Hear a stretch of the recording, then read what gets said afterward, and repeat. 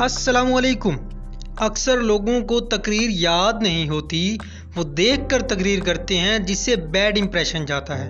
अगर आप चाहते हैं कि आप तकरीर को अच्छे से याद करें तो ये वीडियो आपके लिए है।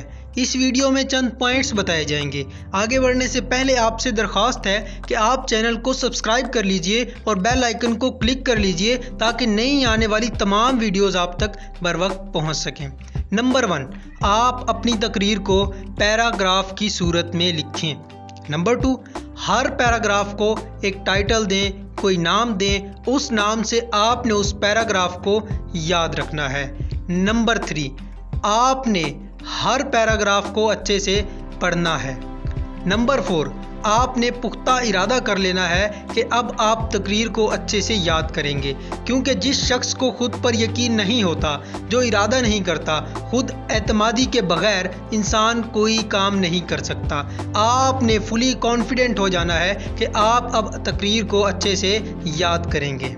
नंबर 5, आपने बार बार पढ़ने के बाद, उसको याद करने के बाद शीशे के सामने प्रैक्टिस करनी है, बार बार प्रैक्टिस करनी है। अपनी तकरीर को याद करने के बाद, प्रैक्टिस करने के बाद आप अपनी तकरीर की वीडियो रिकॉर्डिंग कीजिए, फिर इसको देखिए कि आपने कहाँ पर क्या गलती की है। आप बार बार तकरीर करें, उसकी वीडियो के साथ रिकॉर्डिंग करें। आप रिकॉर्डिंग के बाद देखें कि कहीं इसमें कोई गलती तो नहीं है। अगर गलती है तो आप उसको इम्प्रूव करें। नंबर 7, अब आपको तकरीर याद हो चुकी है। अब आप अपने घर वालों के सामने या दोस्तों के सामने या अपनी क्लास में तकरीर अच्छे से करें।